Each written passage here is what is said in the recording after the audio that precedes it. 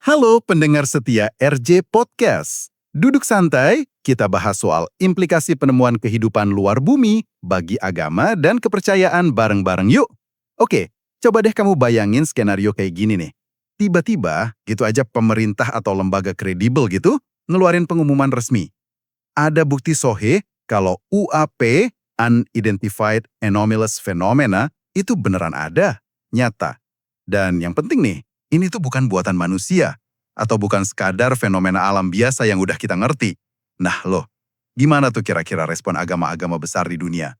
Ini kan bukan cuma nambah pengetahuan doang ya, tapi bisa jadi guncangan gede banget, fundamental gitu. Mungkin kayak, ya ada yang bilang semacam 9/11 cosmic, buat cara kita mandang alam semesta, dan juga posisi kita sebagai manusia di dalamnya.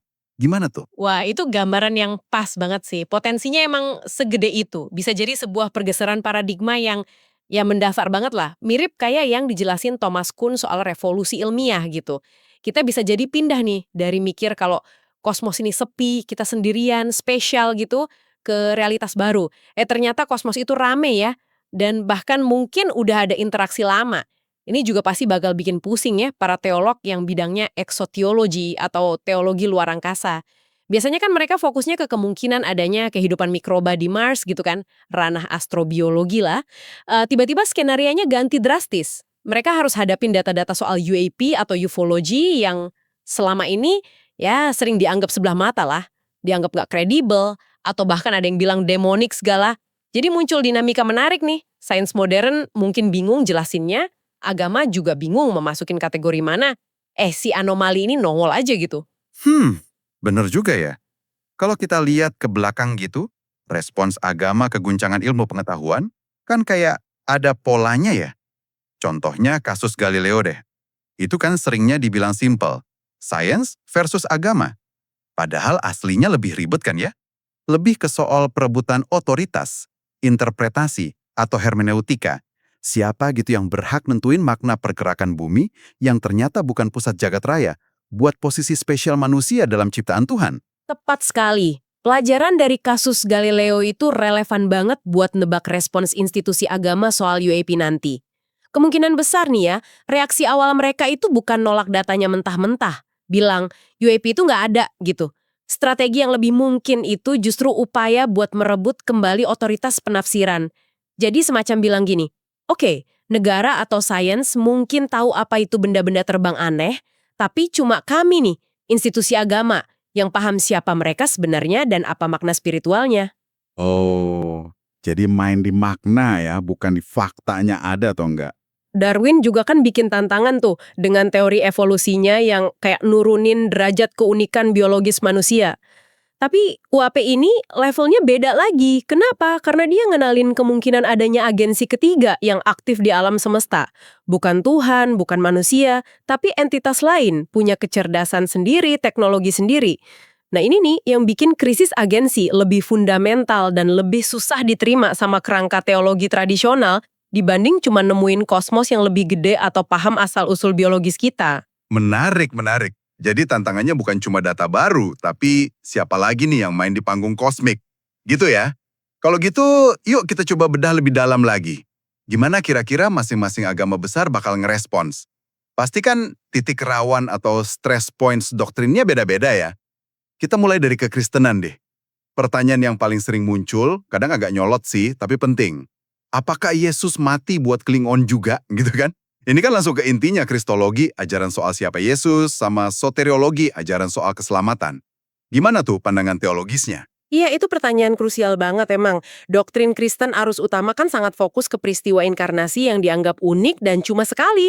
Tuhan jadi manusia dalam diri Yesus Kristus di bumi ini buat nebus dosa manusia.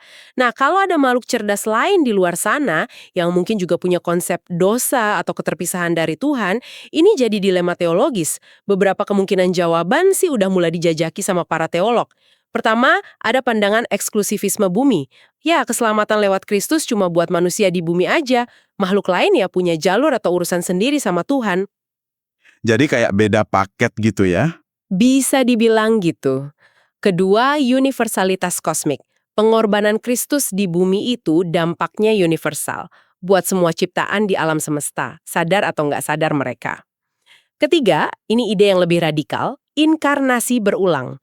Logos, firman, atau akal ilahi itu bisa aja berinkarnasi dalam bentuk beda-beda di dunia lain sesuai kebutuhan makhluk di sana. Wah, ini lumayan out of the box ya. Banget. Keempat, ada konsep baru nih lagi dikembangin, namanya deep incarnation. Gagasannya tuh logos jadi daging, sarx bahasa Yunaninya, bukan spesifik jadi manusia, anthropos.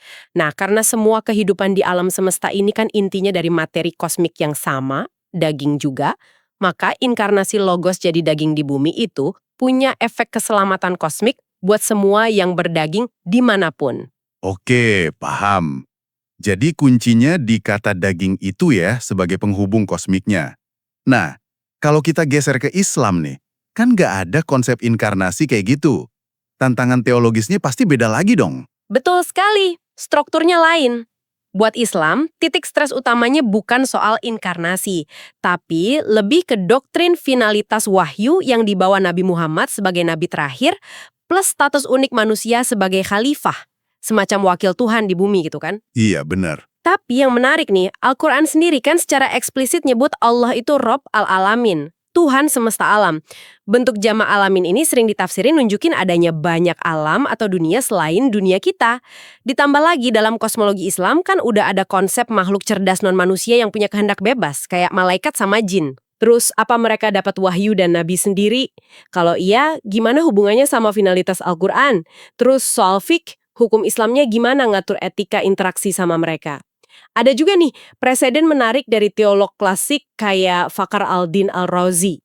Dia pernah bilang kalau malaikat itu bisa jadi lebih unggul dari manusia dalam beberapa hal. Nah, argumen lama ini bisa jadi dipakai lagi buat nerima kemungkinan etik yang mungkin lebih superior teknologinya atau bahkan spiritualnya, tanpa harus merasa status manusia sebagai khalifah di bumi jadi rendah gitu. Wah, keren juga ya. Ada argumen klasiknya yang bisa dipakai. Ini kontras banget sama tantangan kristologi tadi ya. Terus, kalau agama-agama timur gimana? Kayak Hindu dan Buddha. Kosmologi mereka kan dari awal udah luas banget dan ramai gitu. Responsnya bakal lebih santai kah? Bisa dibilang jauh lebih santai sih. Adem ayem mungkin ya. Kosmologi Hindu sama Buddha itu dari sononya udah pluralistik banget. Dan luasnya tak terkira. Ada konsep siklus waktu kosmik yang panjangnya luar biasa. Kalpa atau yuga. Ada gagasan soal banyak banget alam atau dunia, loka, yang dihuni macam-macam makhluk. Ada dewa, asura, preta, yaksha, manusia, hewan, wah banyak deh. Udah rame banget ya dari dulu. Banget. Bahkan di teks kuno Hindu kayak Ramayana, Mahabharata, ada deskripsi soal Vimana, kayak mesin terbang canggih gitu. Jadi buat tradisi ini, kalaupun ada bukti UAP muncul, kemungkinan besar nggak akan dilihat sebagai krisis teologis yang gimana-gimana banget. Tantangannya lebih ke kategorisasi aja. Makhluk baru ini masuk golongan mana nih di antara sekian banyak makhluk yang udah ada di peta kosmik kita? Kayak ngisi data sensus kosmik gitu ya jadinya. Kurang lebih gitu. Terus pertanyaannya paling, apakah mereka juga kejebak samsara? Siklus lahir mati itu. Kena hukum karma juga nggak? Khusus buat Buddhisme nih yang fokus banget ke kesadaran consciousness sebagai realitas utama, fenomena UAP yang sering dilaporkan anomali kayak nentang hukum fisika kita, itu malah bisa dilihat sebagai bukti empiris. Bukti kalau kesadaran itu bisa interaksi sama materi dengan cara yang di luar pemahaman fisika kita sekarang. UAP malah bisa nguatin pandangan Buddhis soal kesadaran. Tapi nih, ada satu aspek lagi yang menarik. Soal gap antara respon elit agama sama respon orang awam di bawah. Kayaknya di level elit udah ada persiapan gitu ya. Kayak Observatorium Vatikan atau teolog yang didanai NASA di Princeton itu. Mereka secara intelektual mungkin udah lebih siap. Ya walaupun fokus awalnya lebih ke astrobiologi ya. Aku ingat Direktur Observatorium Vatikan, Brother Guy Consolmagno, pernah bilang gereja Katolik sama sekali nggak masalah gitu kan, sama ide alien cerdas. Bahkan siap baptis katanya kalau aliennya minta. Tapi ya tetap hormatin kehendak bebasnya. Bener banget. Kesiapan di tingkat elit itu ada secara intelektual. Tapi kesiapan para teolog sama petinggi agama ini bisa jadi kontras banget sama respon di tingkat akar rumput, orang awam. Reaksi publik kemungkinan bakal jauh lebih emosional, lebih beragam, dan mungkin lebih liar. Lebih kacau gitu ya. Bisa jadi. Masyarakat awam mungkin nggak akan ngelihat pengungkapan UAP ini sebagai data ilmiah biasa aja. Kalau pakai kacamata Mircea Eliade, mereka bisa ngelihatnya sebagai hierophany, penampakan yang sakral atau yang lain yang nerobos ke dunia kita. Atau kalau pinjam istilah Carl Jung, fenomena UFO ini bisa jadi kayak mitos modern. Aliennya jadi semacam malaikat teknologi buat masyarakat modern yang cemas tapi juga terobsesi sama teknologi. Wow, proyeksi harapan dan ketakutannya. Nah, disitulah potensi gejolaknya. Pengungkapan ini bisa jadi pemicu ledakan gerakan keagamaan baru atau NRM yang fokus ke alien, kayak realism atau Heaven's Gate. Atau bisa juga memicu gelombang sinkretisme ala New Age, orang nyampur-nyampur keyakinan lama sama tafsiran baru soal UEP. Pengungkapan ini bisa jadi semacam akselerator spiritual yang kuat, tapi arahnya bisa macam-macam dan susah ditebak. Wah, bisa jadi pasar spiritual baru yang rame banget ya. Kalau gitu, gimana nasib kitab suci di tengah semua ini? Pasti jadi rebutan tafsir habis-habisan kan? Udah pasti, nggak diragukan lagi. Ini bakal memicu krisis hermeneutika atau penafsiran skala global. Pasti ada kelompok literalis yang nolak mentah-mentah. Anggap UEP itu tipuan setan lah, konspirasi akhir zaman lah, atau hoax. Tapi strategi nolak total gitu biasanya susah bertahan kalau buktinya kuat dan konsisten. Terus yang lebih mungkin gimana? Strategi yang lebih mungkin bertahan dan berkembang itu yang bisa kita sebut retradisi. Jadi bukan bikin tradisi baru dari nol, tapi nemuin kembali atau nafsirin ulang ayat, kisah, simbol kuno di kitab suci yang sekarang dianggap nyambung atau bahkan ngeramal soal UAP. Oh, cocok logi versi religius gitu ya? Haha, bisa dibilang gitu. Contoh klasiknya kan kayak kisah kereta terbang Nabi Eskiel di Alkitab, deskripsi Vimana di India, atau mungkin tafsiran baru ayat Quran soal dabbah, makhluk hidup lain di langit dan bumi.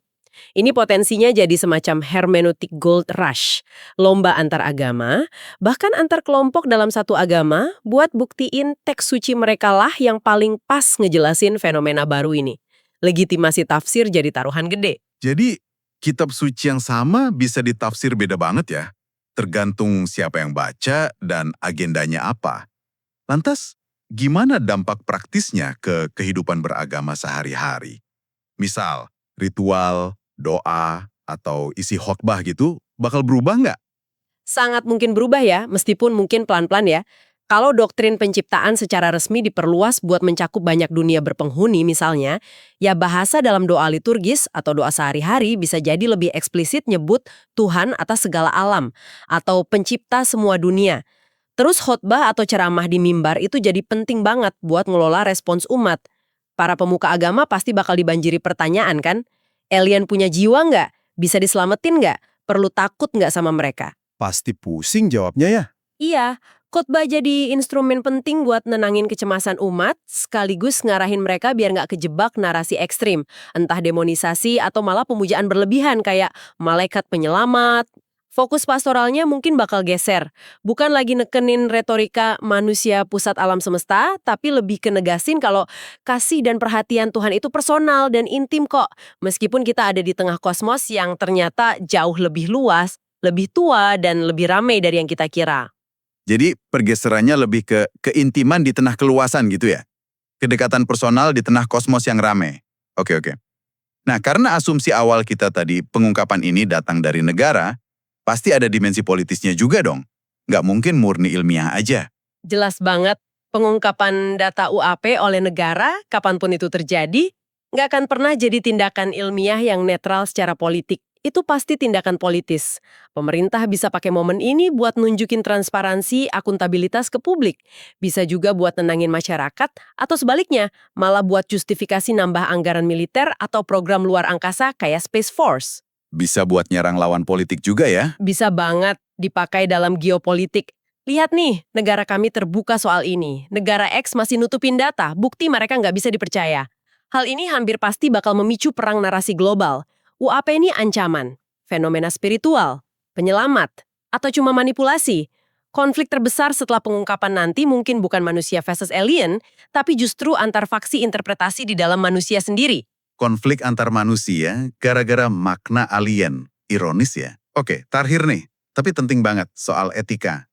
Dengan semua kemungkinan ini, gimana seharusnya kita sebagai spesies bersikap? Ini pertanyaan fundamental banget sih. Perdebatan lama di kalangan ilmuwan soal SETI, nyari pasif, versus METI, ngirim pesan aktif, jadi mendadak kurang relevan ya kalau ternyata mereka udah di sini atau udah interaksi sama kita. Protokol yang udah ada, kayak protokol pasca deteksi SETI yang intinya bilang jangan balas sinyal atau kontak tanpa konsensus internasional, jadi krusial banget. Tapi itu nggak mengikat kan ya? Nah, sayangnya gitu. Umumnya nggak mengikat secara hukum. Jadi, perlu banget ada dorongan buat bikin kerangka kerja atau bahkan traktat global yang mengikat soal kontak atau interaksi ini. Tapi ada isu etika yang lebih dalam lagi, yang sering disebut keadilan epistemik. Intinya, jangan sampai kita kejebak dalam kekerasan epistemik, situasi di mana cuma pandangan sains materialis barat aja yang dianggap valid dan didengerin pas nyelidikin UAP. Sementara itu, pandangan dari teologi, filsafat, dan terutama yang ini yang sering kelewat, kosmologi adat atau indigenous cosmologis dari berbagai suku bangsa di dunia malah dikesampingkan, dianggap nggak ilmiah atau mitos doang. Padahal bisa jadi mereka punya perspektif lain ya. Justru itu, cara pandang adat ini seringkali punya kerangka yang beda, lebih relasional, lebih fokus ke personhood entitas non-manusia. Dan mungkin aja cara pandang mereka ini justru lebih pas buat mahamin aspek-aspek UAP yang kelihatan anomali atau non-materialis buat sains kita. Jadi, ngelibatin teolog, filsuf, sama tetua adat dalam investigasi UAP itu bukan cuma soal etis ngehargain cara tahu yang beda, tapi bisa jadi juga strategis buat benar-benar paham apa yang kita hadapi. Itu dia obrolan kita di RJ Podcast. Banyak banget ya ternyata yang perlu dipikirin kalau skenario alien ketemu agama ini beneran kejadian. Makasih udah dengerin, sampai ketemu di episode berikutnya. Sebagai penutup nih, coba deh kamu renungin sebentar. Gimana kalau ternyata mereka ini udah lama banget interaksi sama kita, dan dampaknya ke teologi, mitos, kepercayaan kita itu udah terjadi pelan-pelan, tersamar gitu, tanpa kita sadari selama ini.